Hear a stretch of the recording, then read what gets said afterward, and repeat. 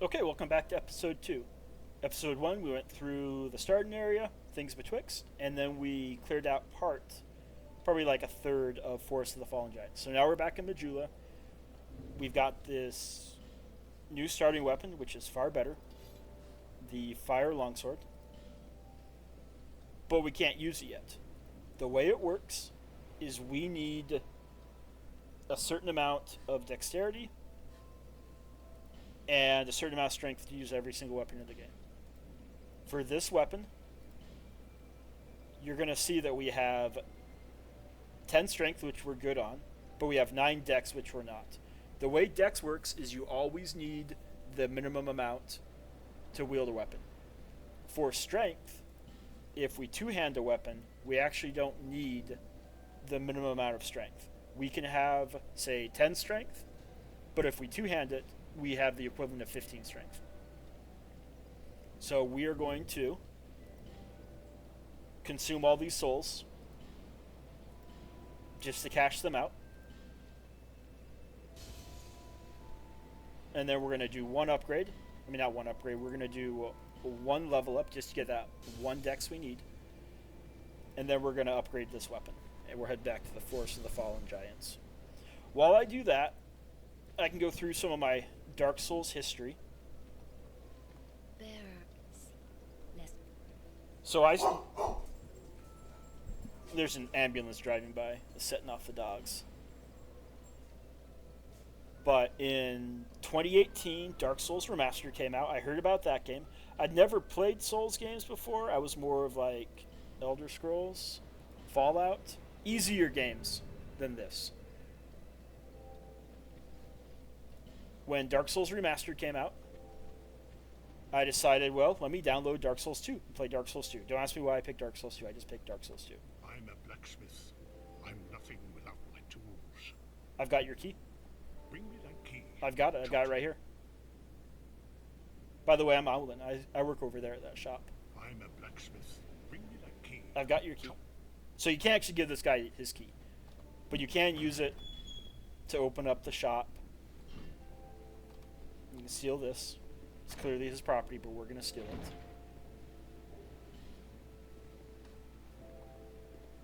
And then we talk to him. Ah, yes. Now, but first...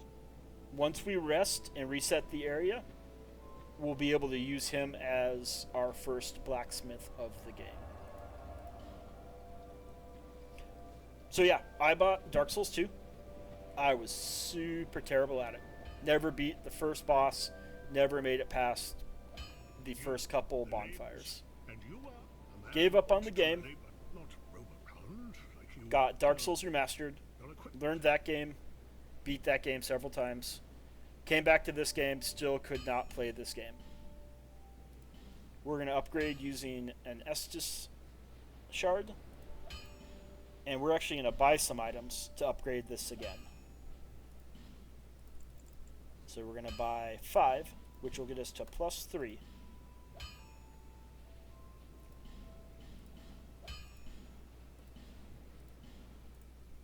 So came back to this game after beating Dark Souls Remastered. Still could not play this game. Still never even made it to the first boss. Elden Ring came out. I bought Elden Ring. I beat Elden Ring. I mean, that was a challenge to beat Elden Ring, but I still beat Elden Ring. After all that, I finally came back to Dark Souls 2 Scholar and learned the game, beat the game. Ever since that, it's been my favorite Souls game, even with all my struggles. Because in my mind, if I can be good at this game, I can be good at any game. This was the hardest game for me to learn, probably my entire life. So we got that. We got 2 more Titanite shards.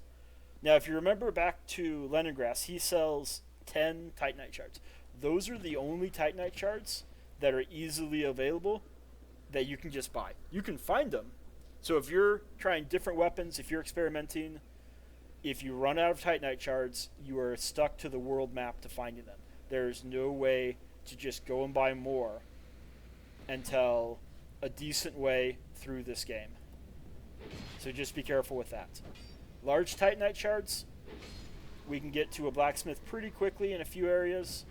and he will sell us an infinite number of large Titanite shards.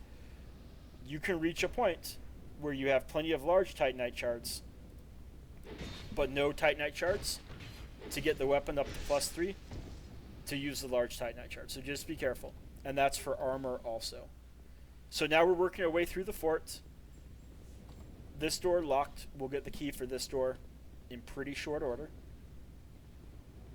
We've got this area down here. That's actually a late game area. There's a key you can get, and then there's just dropping down, but we don't have the health to drop down, so we are going to ignore that. We've got this door right here. Does not open from this side, and there's unfortunately no way to reach through to manipulate the door because it's a solid door. So we are going to head this way, to the left. This door, locked. We'll get the key to that fairly shortly. And we're going to come through this fog wall. This fog wall does not lead us to a boss. And we've got up, and we've got down, and we're going to go down first.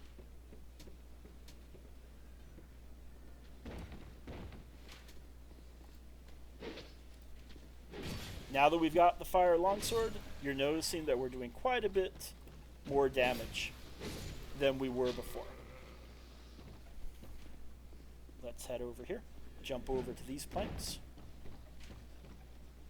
and come on down here. And going this way will lead us to an NPC. Just be careful. Devs are smart. There's this boulder rolling right by. Nobody knows who pushed it, but if you just run through, you're going to take a boulder. We got the NPC right there, but let's just kill this one enemy first.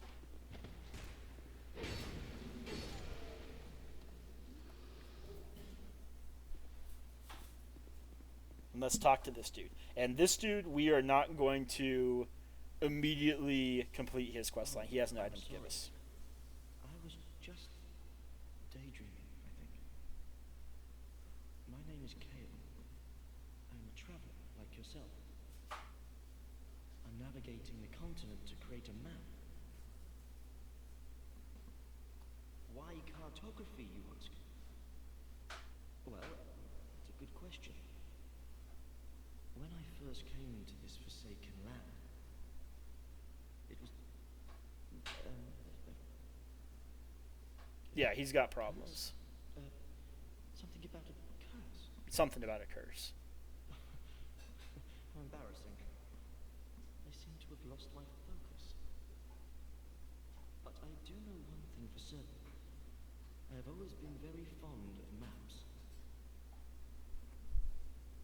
I came to this land some time ago. Drangling, the Lost Kingdom. It sounded so romantic. Yeah, I can see that. Have you seen Majula? I have. Well, there's a rather spacious mansion there. It's right next to my shop on Mowlin. I've made it my temporary home. Well, as something of a squatter, I'm afraid.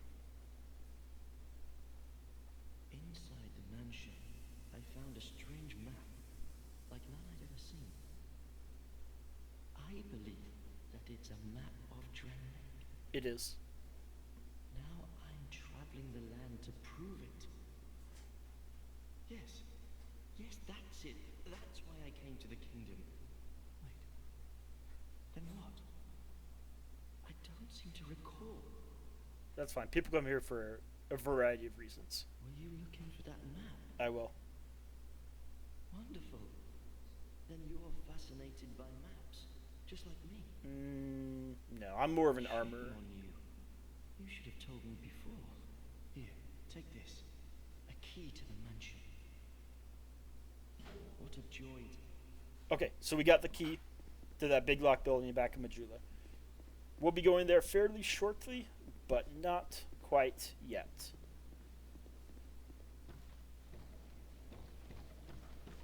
So we've got this area. We need to escape back out.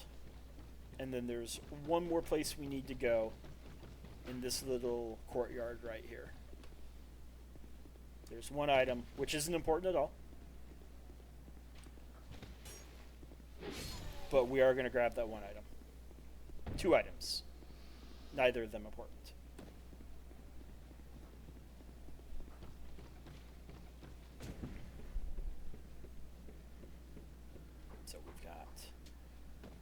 fall.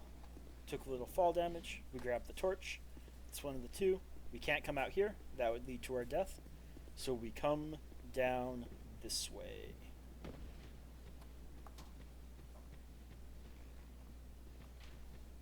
Looks like he doesn't want to aggro.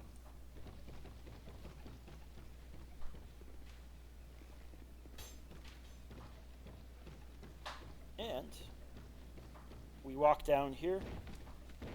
Devs are smart. They put this enemy right here to attack us just as we fall down.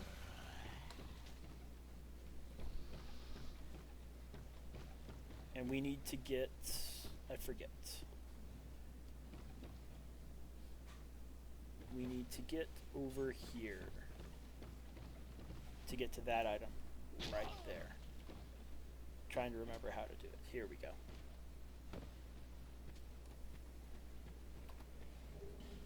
Grab that Titanite shard. It's useful, but we don't really need it.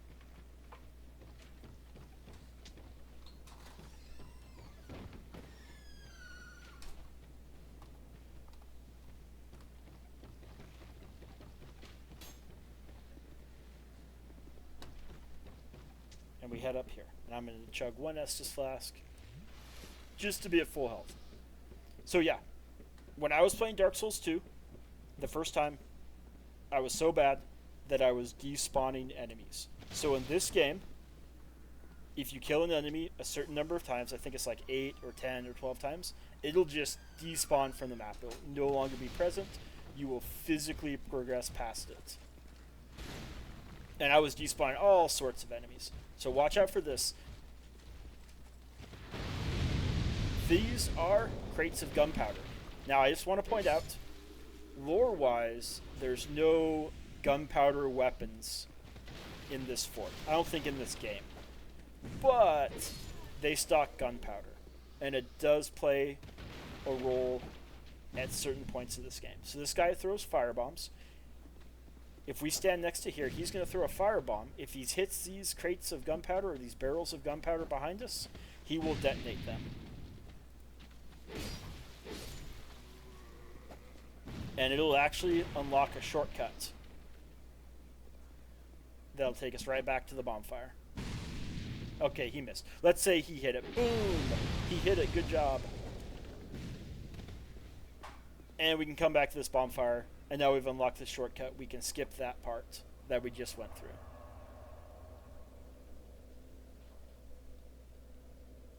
Let's travel back to Majula really quick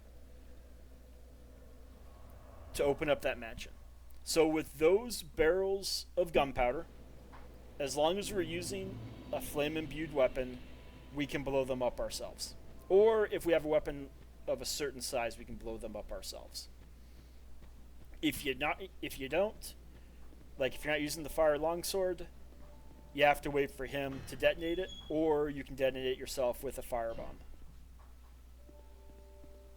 And that's a semi-scripted event. A lot of events in Dark Souls 2 are, as I would describe, semi-scripted. We get a Ferrous Lockstone, which we're going to use in just a moment. And then we come around this way. In that they're supposed to happen, but they're not the most consistent in happening. Here's the map Kale was talking about.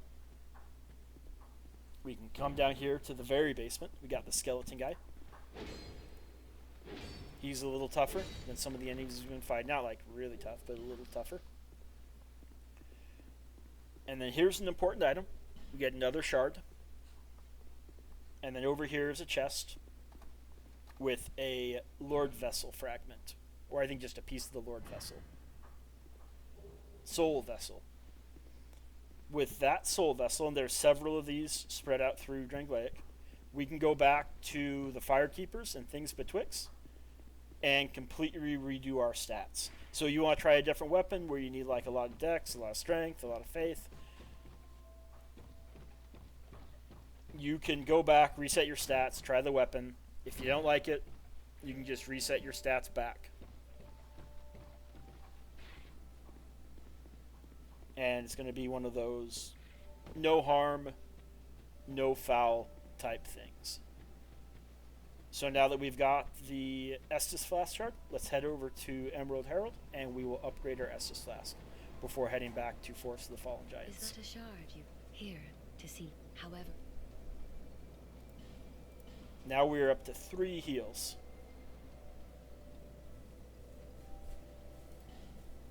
And that's it. We're not leveling up quite yet. We need to buy more items with the Merchant Hag. And then we'll get that ring that she's going to give us to increase how many souls we get. I accidentally traveled to the same bonfire I was resting at, which you can do in Dark Souls. It would be the same as in real life. But you do have to be careful. So I traveled the wrong bonfire. Let's head back here. Oh, let's spend some souls. She's not quite ready to give us the item, but she will get to that point fairly quickly. Just whatever we buy. We'll just buy some more life gems, and that'll be it.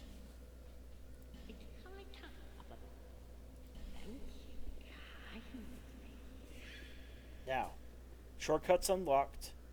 We are going to go up to where that enemy is standing. And this is for a unique encounter that happens to everyone that travels up there the first time.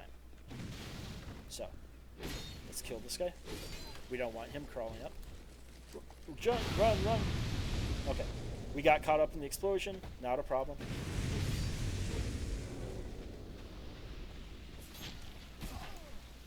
We got some enemies to deal with. Let's chug an Estus Flask. So as we head up these stairs, a boss from later in this level is going to spawn in, the Pursuer. He only spawns in once. You die, he doesn't spawn back in. If you leave this balcony area, he despawns, he'll never come back to this one specific area. The point of this area, and we gotta kill this guy real quick.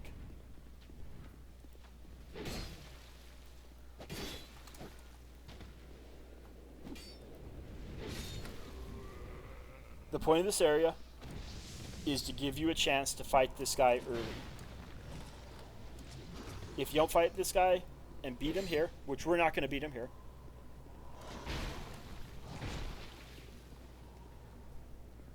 then you will not have to fight him later.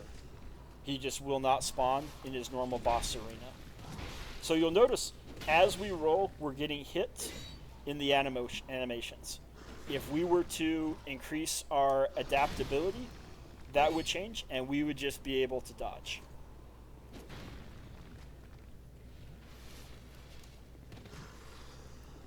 We are still going to fight this guy, but if I get close to beating him, I'm just going to jump off the balcony so we can fight him later. Now, what I'm doing for the most part, and this is true for most Dark Souls enemies, is if they have a shield, you typically want to dodge to the shield side of their body. It just makes fighting these enemies much easier. They swing to the other side for the most part, and you dodge the attack. And sometimes you don't even need to like jump. You can just walk around just like that.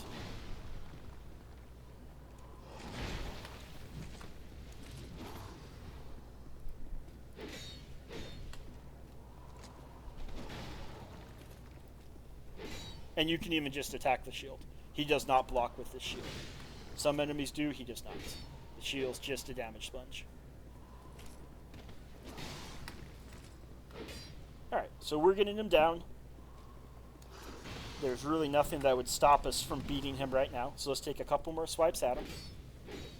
And let's just run off this balcony. Even if we were to climb back up, right now, he despawns. Once he despawns, all the enemies up here aggro. So it's happened to me before. You beat Pursuer up here, you have almost no health left. You get killed by these enemies, your souls get stuck up here, you have to come back just for your souls. Let's pick up the items. There's one very useful item up here, which is going to be another Estus Flask shard. So we will increase ourselves to 4 heals. But we don't need to go back. Well, yeah, we're going to go back because we've got 0 heals after fighting the Pursuer. So let's head down here, and let's head back to Majula, and let's upgrade our Estus Flask.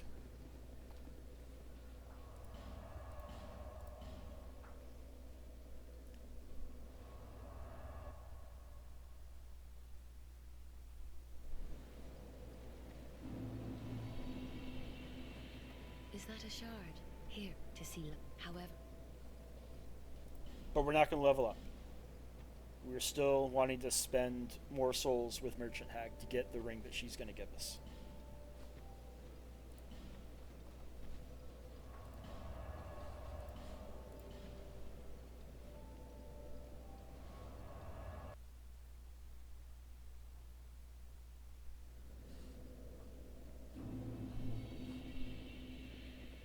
So yeah, we're back. If we were to head back up to that balcony, the Pursuer would not spawn in. So it doesn't lock your souls up there. If you die up there, which most people will the first time, you can just go back and get your souls. You don't have to beat the Pursuer to get your souls back.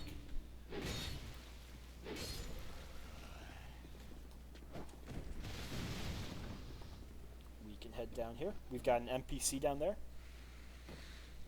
We have a room to our left, which we're going to skip for right now. And then we've got, what is this? Are the devs really smart? Guys, are the devs smart? I think the devs are smart. But we're smarter, so we're just going to run around. And we're going to fight these guys right here. Once again, multiple enemies, overlapping attacks. It's going to be harder for us to get in and get multiple blows. Until we whittle down the enemies. Now there's just one.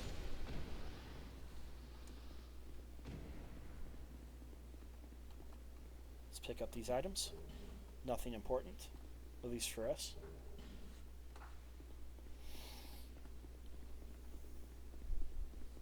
And let's head down here.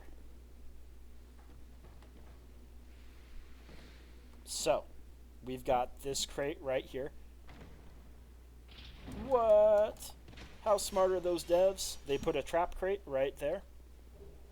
You can get the item. And how do I know it's a trap? Because I've been playing this game for a long time. So we've got this thing right here, this face-like carving in the wall. We can use a Ferrous Lockstone, real cool animation, just kind of pops in there. It's a gag ball. And it will unlock a secret door in this room. Attack the door, we enter through. The only way to open this door is to use a Ferrous Lockstone. We can grab these 2 chests.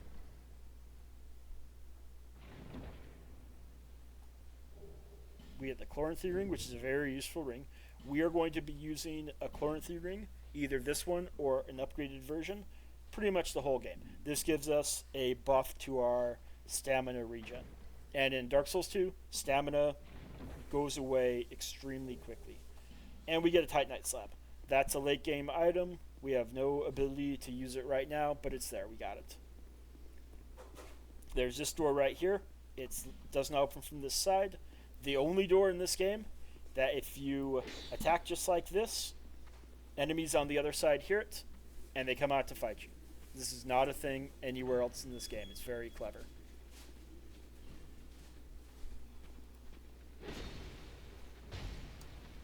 Don't ask me why sometimes I default to that animation. It's just a quirk in the game. But I mean, a Dark Souls game, sometimes you want your buttons, and this would happen in real life, to give you the wrong animation. And it happens quite a bit with our healing button too. It's almost to the point where when I hit the button to heal, I just hit it twice just to make sure that I got it once. Like I said, in real life this would happen too. Grab a life ring. This life ring is not terribly important. We're still going to equip it. Let me show you how little this life ring does at this point in the game. So player status, we have 970 hit points. If we equip the life ring, we are now at 1018. Not incredibly important. We're still going to use it because there's no point in not using it.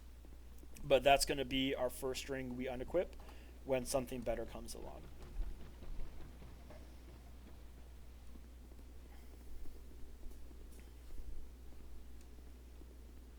And let's head over here to talk to the NPC. Hello there.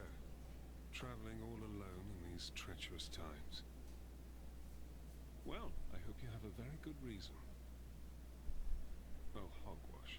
Who am I to judge? My name is Pate. I journey hither and thither on a sort of treasure hunt, you might call it. Be careful out there. There's talk of unsavory bandits who prey upon travelers like yourself.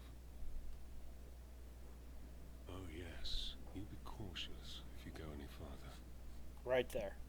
There's treasure in there for certain, but the entrance locks from behind. It locks from behind.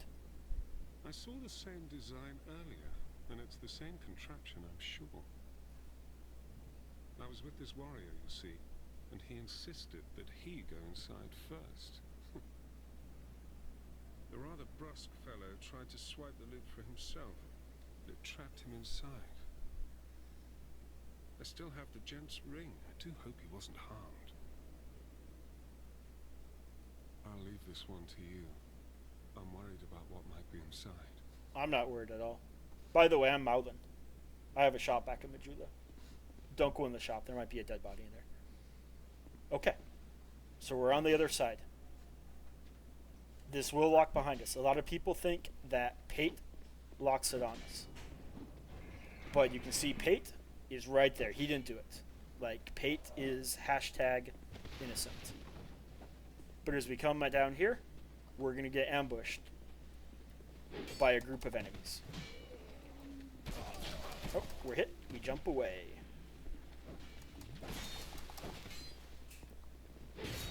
We're hit. We jump away. Dark Souls 2 combat. Once again, we need to be careful about overlapping enemy attacks.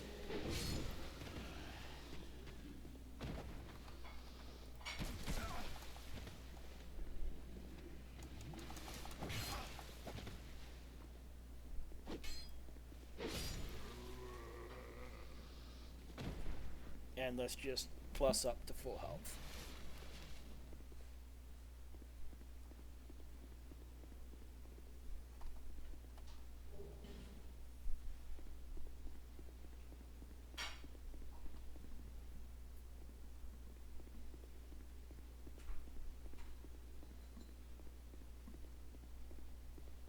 So we went through that little area, and then we can just hop back out and talk to Pate. Well, I see you managed to escape. I hope that brave warrior didn't come a cropper either. Be careful out there. There's talk of unsavory bandits who... Oh. But you should take this. We get It the allows white undead sign to soapstone. call out for help to one another across the fissures between worlds. With luck, somebody will lend you a hand. Thank you. So that is our tool to leave our summoning sign for other players. Now we're playing offline mode, so we're not going to use it. But if we wanted to help other people, we would use that. Let's head on through here.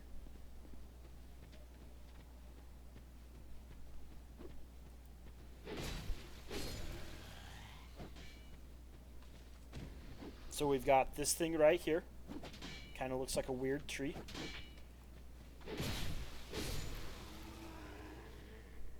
We can just examine it. Alas, nothing happens. That's going to be an area that we can unlock in the very late game. So we will be back for that. We got these stairs right here.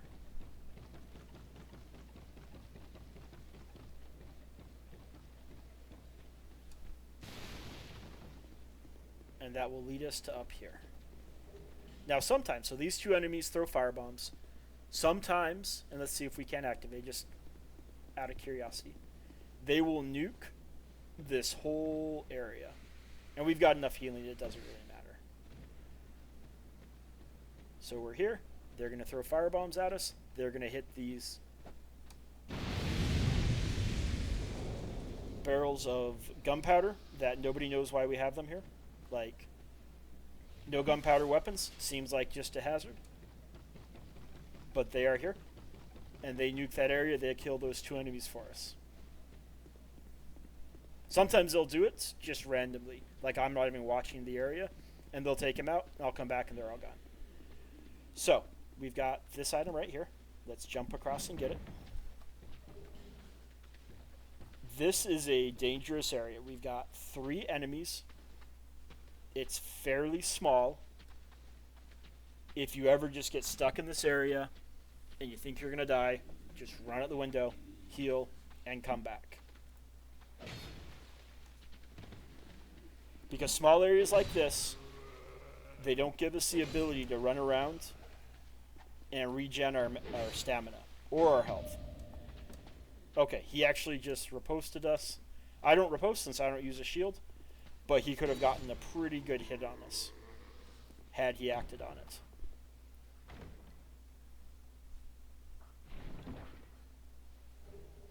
But yeah, I have died in this room many times just by getting ganged up on too many enemies at once.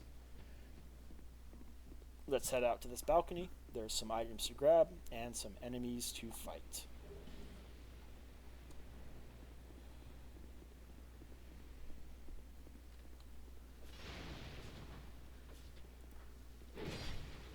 These spear and shield guys can be somewhat annoying. It's not always clear when they are blocking with their shields. So you can hit them, and it seems like a perfectly good hit, and then you bonk up against their shields. I mean, you can hit them like on the arm that's not even carrying the shield, and it will bonk up against the shield. So we've got this dude back here. We can aggro him.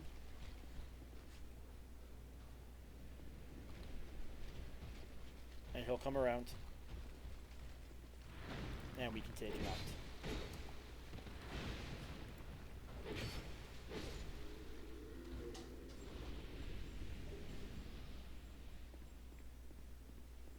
Now up here.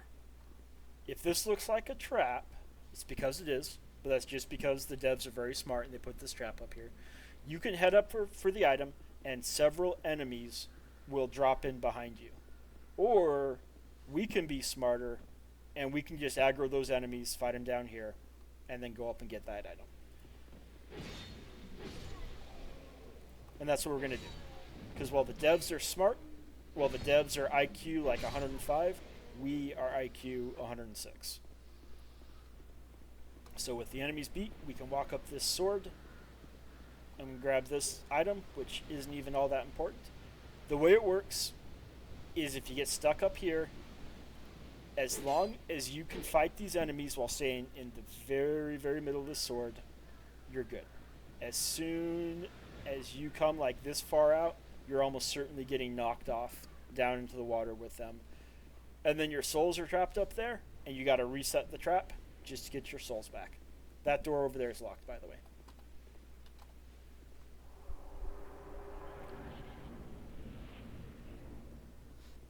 And the old ironclad, the guy back behind that cart, sometimes, not always, sometimes if you ignore him and you come down here, he will follow you in. There's no way I know of getting him to do it every time. But sometimes he will do it. And most times he will not.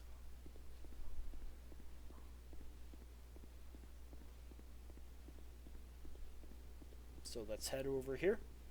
This elevator right here is going to lead us to a boss. And this door right here, which we couldn't open before from the other side. And don't ask me why. It seems like it's just we would have pushed it instead of pulled it and we could have gotten our way through. But we've activated that. That's another shortcut back to the bonfire. So let's go fight this boss.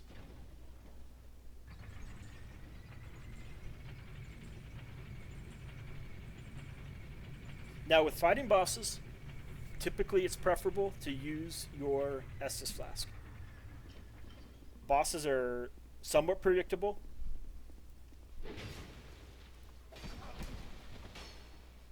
They take a swing at you, you dodge it, they have their cooldown time, you heal. If you fight a boss with life gems, you slow down the fight considerably. They swing, they miss, you consume 1 life gem, maybe 2, on the cooldown, and then because the life gems heal slowly, you still have to continue dodging hits to get back to full health or a reasonable amount of health.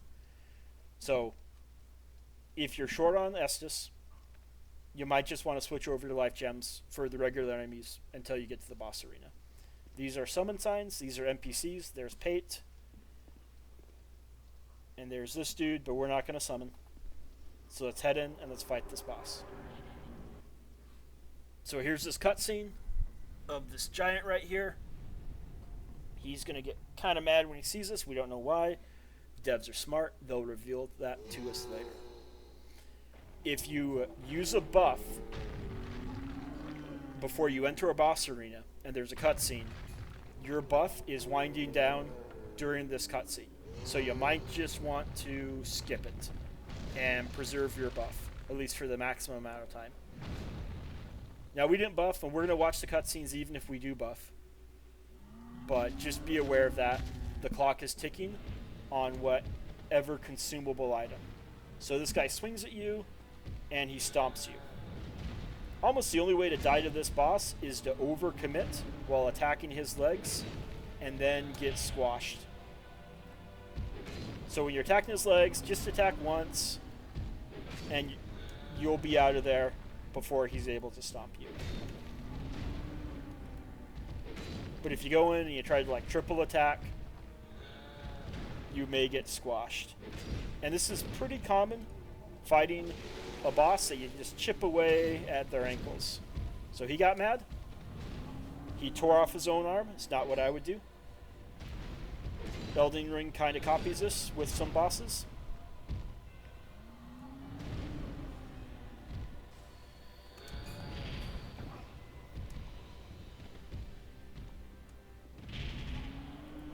But yeah, he tore off his arm, and that's his phase 2. But we got him. Boss is dead. And we got the soldier key. Soldier key gets us into the majority of those locked doors. Also, you can summon these guys even after you kill the boss. Don't ask me why. This door right here, it leads to the late game area. Still locked. We did not get the key for that. So with that, we are going to go start leveling up. We're going to go get that ring from Merchant Hag, and we are going to go rest the bonfire to get our Estus back and repair our weapon, because our weapon is getting pretty low in durability.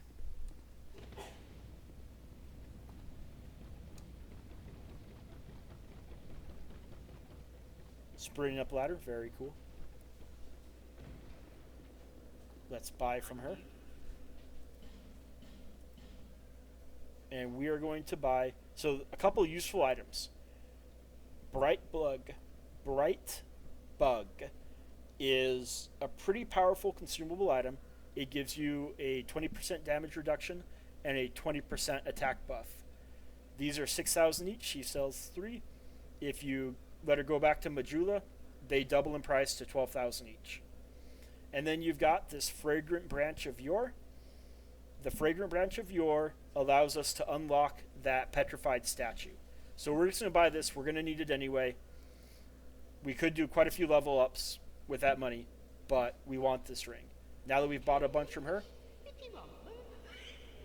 we get the covetous silver serpent ring +1, and we're going to equip that, and it's an even bigger buff to how many souls we get from every enemy.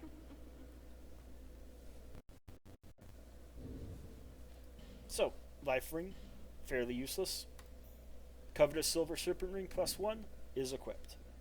And let's head back to Majula and level up.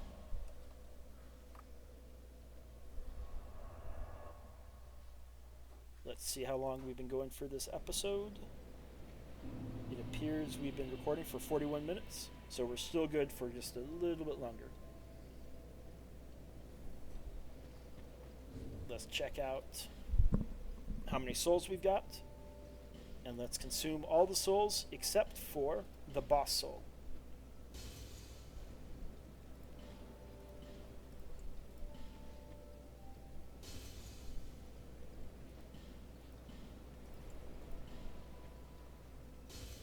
So, this soul right here, soul of the last giant, we could consume it for souls, or we could turn it into a weapon. Typically, I don't use boss weapons, so I just consume those for souls. But for this game, we're not going to consume any boss souls. That way we can get their weapons. And let's start leveling up. We've only done one level up this whole game so far, so we are going to start leveling up. The two stats we're going to increase quite a bit off the bat are Vigor to increase our health, and Adaptability to increase our iframes. So let's go just a couple of each. For Vigor, I believe it's 40 or 50, and you reach what's called a soft cap, where you stop getting the full amount for every item, for every level you put in there. You're starting to get reduced amounts of health for every additional item, or for every additional point. Adaptability, honestly, get it up to like 20-25, the game becomes a lot easier to play. You dodge a lot more attacks by just rolling through them, just getting it up to 20-25. You don't need to go 99 adaptability. It's really just not necessary. We've killed the last giant, so Merchant Hag, because we completed her dialogue, comes over here and she relocates to Majula. After leveling up, typically I just spend the last bit of souls on life gems. And let's head back to Forest of Fallen Giants.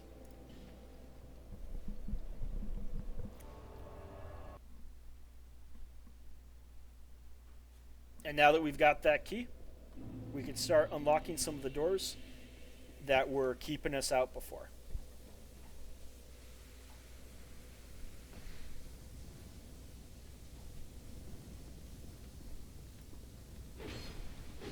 Oh, and we have that Estus Flask shard. Or no, we already upgraded it. Never mind. It's not in our inventory. So we're up to the full 4 heals that we can have for this area typically.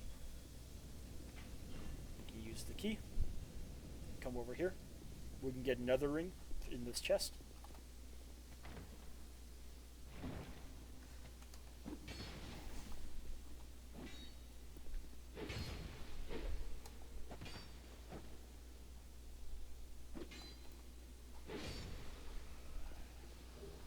Ring of Restoration.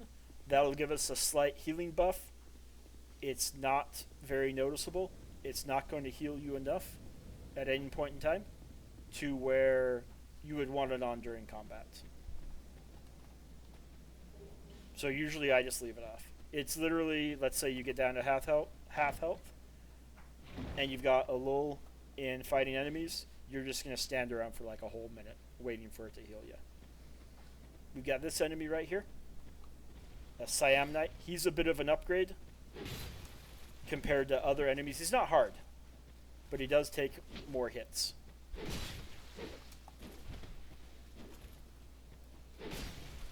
But once again, we just go in, we trigger an attack, and then we've got our chance to attack.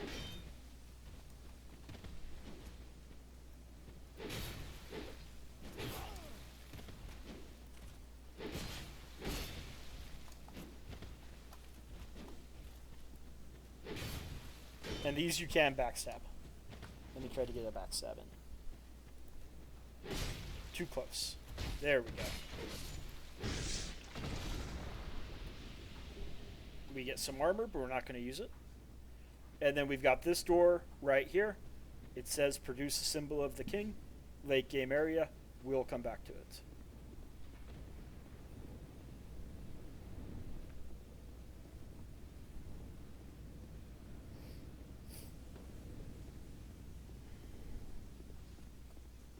This door right here, once again, we can use the soldier key and unlock it. This is a completely optional area. There's no real need to come back here. There's no items that are really that good to come back here. But you can come back here and we'll explore it just cuz. In the Dark Souls 2 trailer, this was one of the areas that was featured as somewhere you would need a torch. That if you were down here in the graphics that were featured in the Dark Souls 2 trailer, you would not be able to see anything without the torch. And you see these sconces right here that you would need to light those, and you could unequip your torch because you illuminated part of the area. Apparently they had to dial down the graphics a bit to make this run on PlayStation 3. And so they left all the areas to light the torches, but it's just no longer important.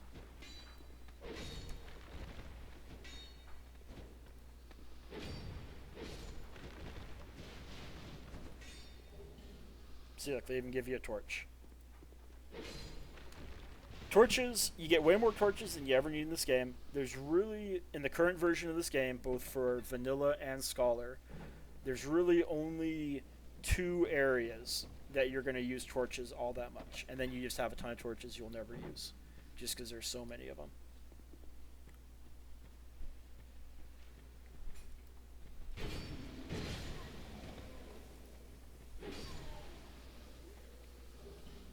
So, if we were to progress further into this area, we will get invaded.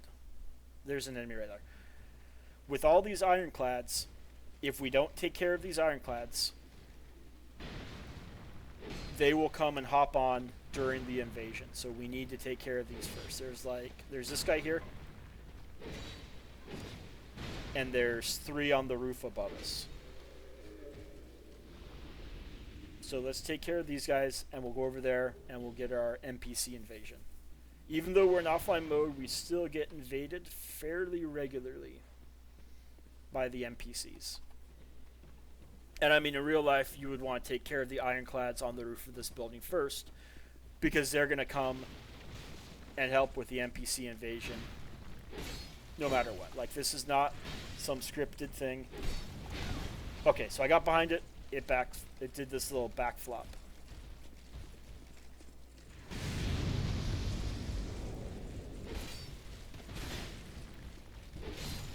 Let's get out of here. And heal.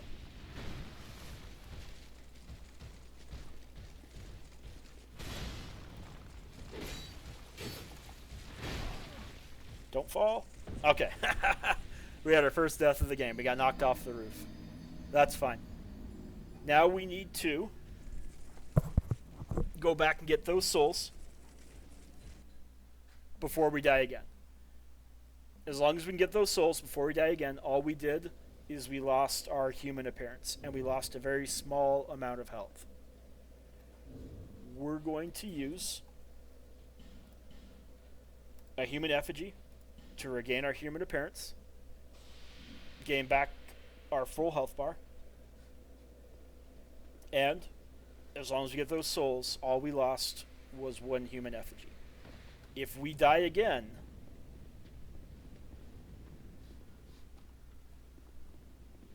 then we lose all the souls. We go back to 0. And it's going to happen. It's just the way it works. These are Souls games. It's just the way it works.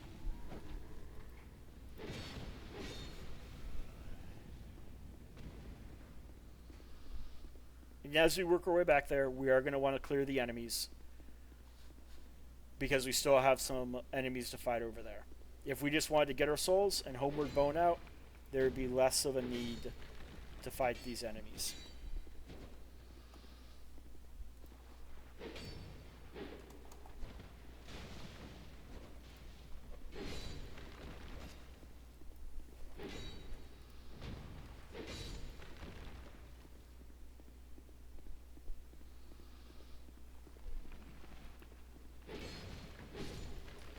And let's say we had been using a torch, the sconces would still be lit. The sconces, when they light, are permanent.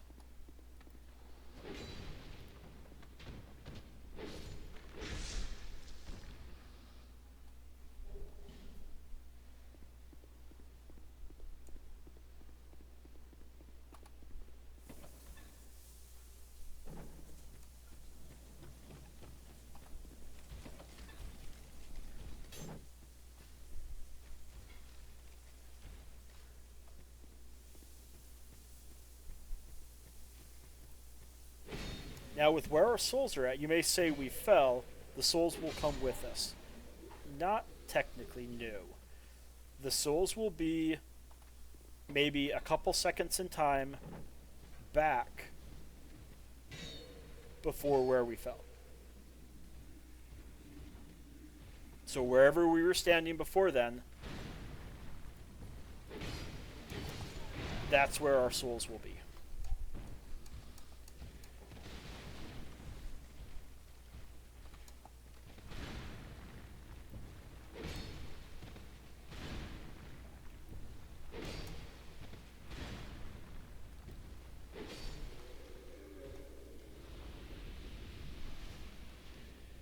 And once again, this is a completely optional area.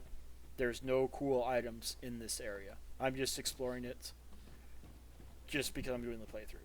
If I'm just playing Dark Souls 2 for fun, it's not important to me at all.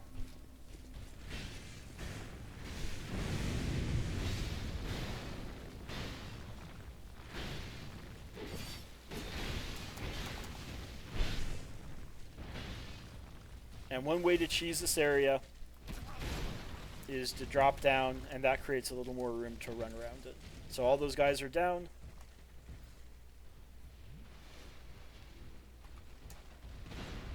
So we don't want to be in here. We definitely don't want to be in here, because that's a dead end. Oop, jump out, jump out.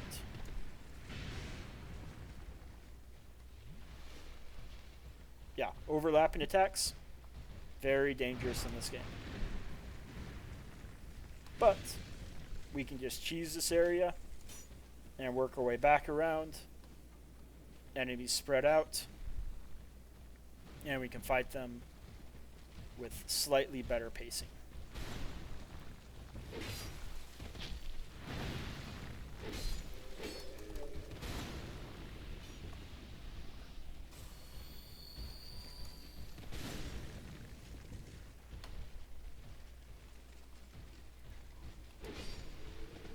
Okay, now we're just down to one. Just a standard fight.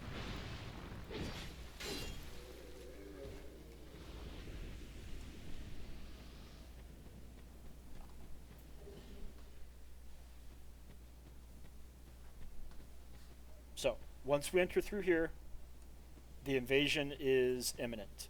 We do want to activate this bonfire, which is totally useless because this area is optional, before Armorer Dennis spawns in. He spawns in right here. The best way to fight NPCs is just go in with full health and stun lock them with your attacks. And they'll do the same thing to us.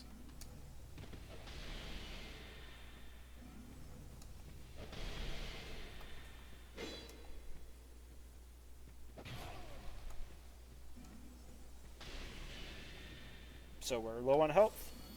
We go around, we round the corner, and we use a life gem. And it slows this fight down. But we've got the space to avoid him.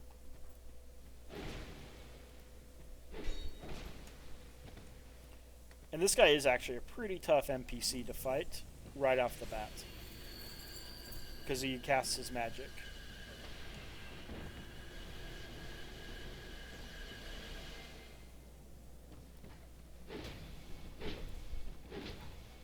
Okay, that's what we want. That's what we want. We go in there with full health, we connect, and we whittle him down.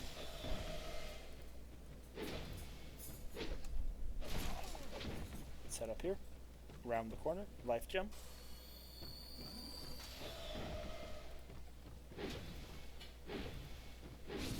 And we got him.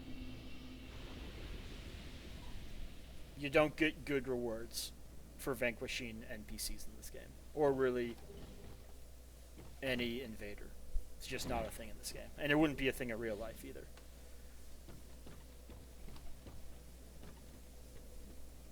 So that clears out this area. We've got this guy right here, the giant that's grown out of a tree. A giant rests in peace. Even though we've already seen one of those and it's a late game area, that one is not. That one simply is useless. We go to the useless bonfire, and let's travel back to the useful bonfire in the Cardinal Tower.